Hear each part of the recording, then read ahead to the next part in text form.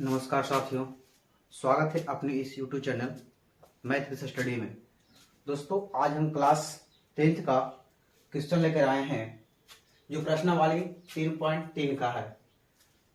प्रश्न है कि दो संख्याओं का अंतर 26 है और एक संख्या दूसरी संख्या की तिगुनी है, तो उन्हें ज्ञात करना है। चलिए इन्हें हम सोल्व करते हैं। दिया है कि दो संख्याओं का अंतर 26 है, तो मानेंगे कि माना कि पहली संख्या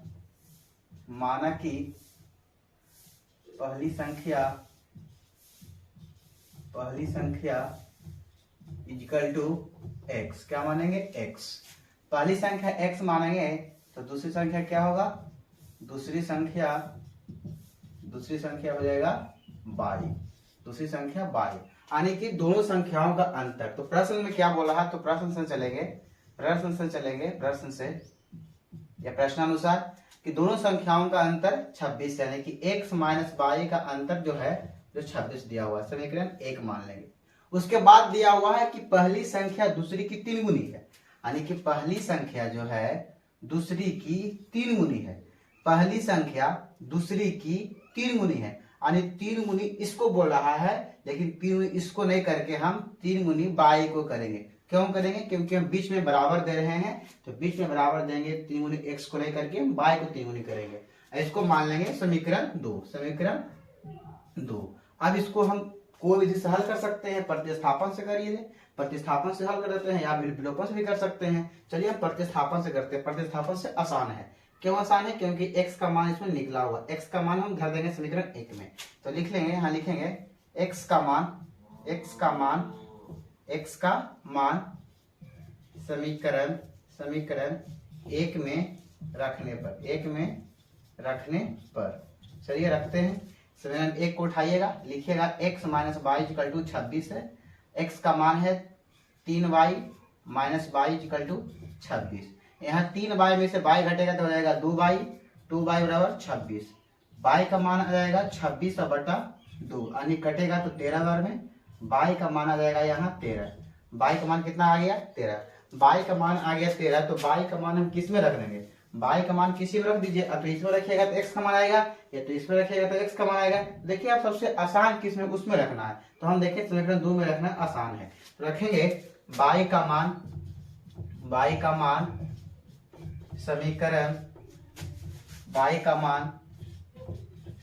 समीकरण 2 में रखने पर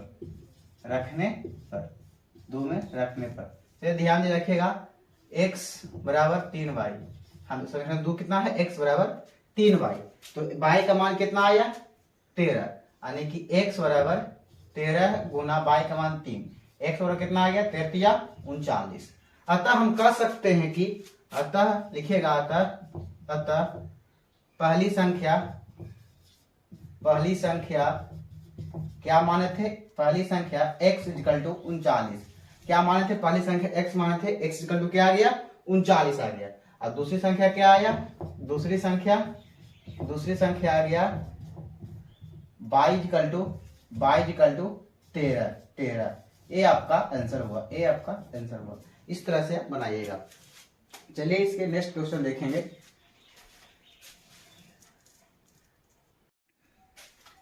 अगला क्वेश्चन देखिएगा। अगला क्वेश्चन है कि दो समपूरक कोणों में बड़ा कोण छोटे कोण से 18 डिग्री अधिक है, तो उन्हें ज्ञात करना है। ध्यान दीजिएगा, कह रहा है कि दो समपूरक कोणों में बड़ा कोण छोटे कोण से 18 डिग्री अधिक है, उन्हें ज्ञात करना है। तो क्या मानेंगे कि माना कि दो समपूरक कोणों में से बड़ा कोण को मान लेते हैं। बड़ा कोण माना कि दो समपूरक कोणों में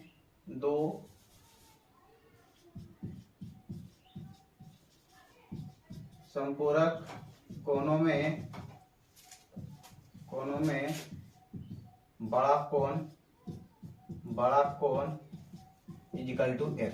बड़ा कोण क्या माने हमने? यानी ऐसे भी लिख सकते हैं कि बड़ा कोण, माना कि बड़ा कोण कितना है? x है।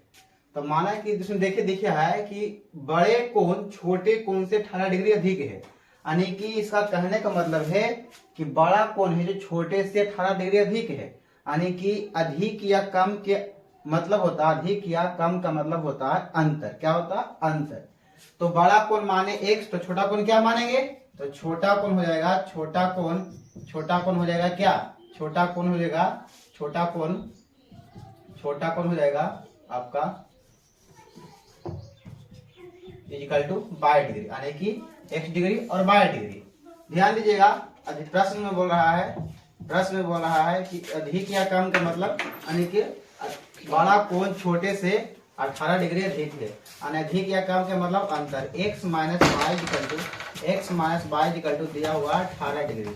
समीकरण एक मानेंगे। अगला है, आगे देखिएगा कि हम जानते हैं कि दो संपूरक कोणों का योग होता है 180 डिग्री। कितना होता है? 180 डिग्री। तो देखिएगा x प्लस वाई, दो संपूरक कोणों का योग कितना होता है? 180 डिग्री। तो यानी कि x plus y equal to मान सकते हैं 180 डिग्री। क्यों मानेंगे? क्योंकि लिखेंगे यहाँ दो संपूरक कोणों का योग, दो संपूरक कोणों का योग 180 डिग्री होता है। 180 डिग्री होता है। ध्यान दीजिएगा, ये आपको ब्रैकेट में लिखना बहुत जरूरी है। ठीक है, ब्रैकेट में लिखना बहुत जरूरी है। चलिए अब इसको समीकरण 1 मान लेते हैं, इसको समीकरण 2 मान लेते हैं। आपको समीकरण 1 और 2 को कोई विधि से हल करना है, मतलब कि विलोपन विधि से हल कर सकते हैं, या तो प्रतिस्थापन से हल कर सकते हैं। चलिए हल करते हैं। हम देखते हैं विलोपन से हल करते हैं। विलोपन से हल करना आसान है, ठीक है, क्योंकि x और y, वहां देखिए plus y minus y cut रहा है, तो देखिए करेंगे समीकरण, क्या करेंगे हम, यहाँ y को हम गायब कर रहे हैं, y को काट रहे हैं। तो y को काट रहे हैं तो ध्यान दीजिएगा y का चिन्ह अलग अलग है। y का चिन्ह क्या है? अलग अलग है। तो y के चिन्ह अलग अलग है, तो हम क्या करेंगे? दोनों को जोड़ेंगे। जोड़ में, क्योंकि जो बीजे बजाएंगे, जोड़ में चिन्ह चेंज नहीं होता है, घटाव में चिन्ह चेंज होता है। तो चिन्ह हम क्या करेंगे? समीकरण 1 जोड़ 2 करने पर क्या करेंगे? समीकरण 1 जोड़ 2 करने पर चलिए करते हैं। x minus y equal to 18 degree है, और x plus y equal to कितना है? 180 डिग्री। 180 डिग्री। हमने क्या कहा कि समीकरण को हमने जोड़ा है, घटाया नहीं है। तो जोड़ में चिन्ह चेंज नहीं होता है।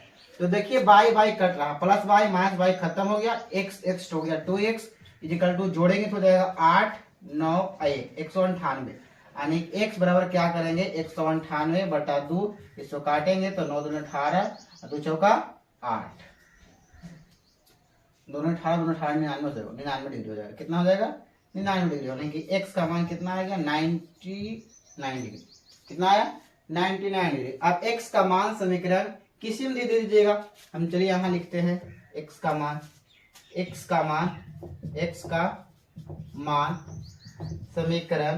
समीकरण चलिए हम 1 में देते हैं। 1 में रखने पर, समीकरण 1 में रखने पर रखिएगा, ध्यान दीजिएगा x minus y equal to है 18 डिग्री। x का मान आया है कितना?